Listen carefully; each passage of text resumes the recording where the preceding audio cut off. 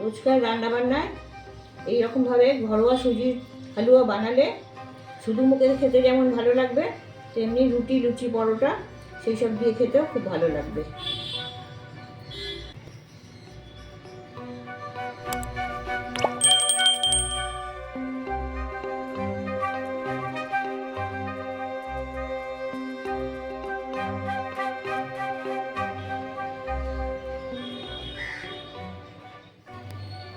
সুজির হালুয়া করার জন্যে ওভেনে কড়া বসিয়েছি, তাতে 20 গ্রাম মতো সাদা তেল দিয়ে দিচ্ছি। তার সাথে 1 চামচ ভালো ঘি দিয়ে দিচ্ছি।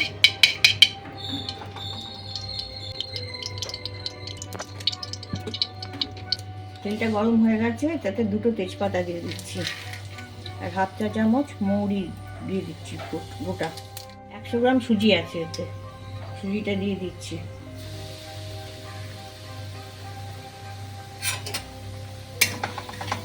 এটাকে ব্রাউন করে ভেজে নেব। সুজিটা যখন দেবেন কড়ায় তখন দেখে নেবেন যে সুজিতে পোকা আছে কিনা, কারণ সুজিতে খুব তাড়াতাড়ি পোকা ধরে যায়, একটু দেখে নিতে হবে। সুজিটা অনবরত নাড়তে হবে, তা না হলে তলাটা পুড়ে যাবে।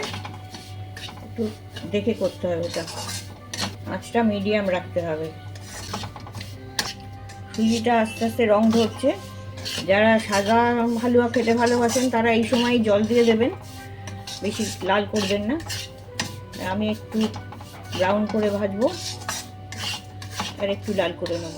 সুজিটা বাদামি রং ধরে গেছে, বিস্কুটের মতন রং হয়ে গেছে।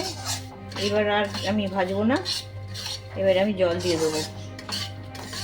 100 গ্রাম সুজি ছিল, আমি 250 ml জল দিচ্ছি। এটা ফুটবে, ফুটলে তবে সুজিটা সেদ্ধ হবে। জলটা টেনে নিয়েছে সুজিটা সেদ্ধ হয়ে এসছে।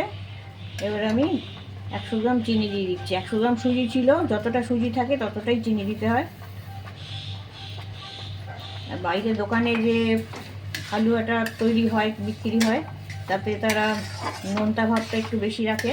আমি নোনতা ভাবটা বেশি করব না, আমি একটু মিষ্টির উপর করব, তাই আমি খুব সামান্য একটুখানি নুন দেবো। মিষ্টিটাকে ঠিক রাখার জন্যে একটুখানি নুন দিয়ে দিচ্ছি।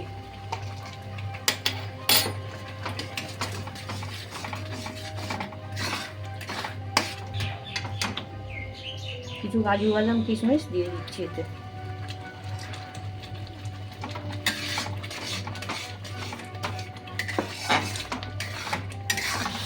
যে জলটা দিয়েছিলাম জলটা টেনে নিয়েছে সুজিটা, আর একটু শুকনো করবো।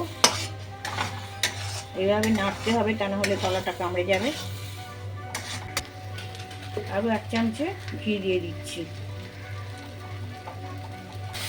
আপনারা ইচ্ছে করলে এটা সম্পূর্ণ ঘিয়েতেও করতে পারেন। আমি যেমন প্রথম দিকে একটু তেল দিয়ে ভেজেছি, তেল দিয়ে না ভেজে সম্পূর্ণটা ঘিয়েও করতে পারেন।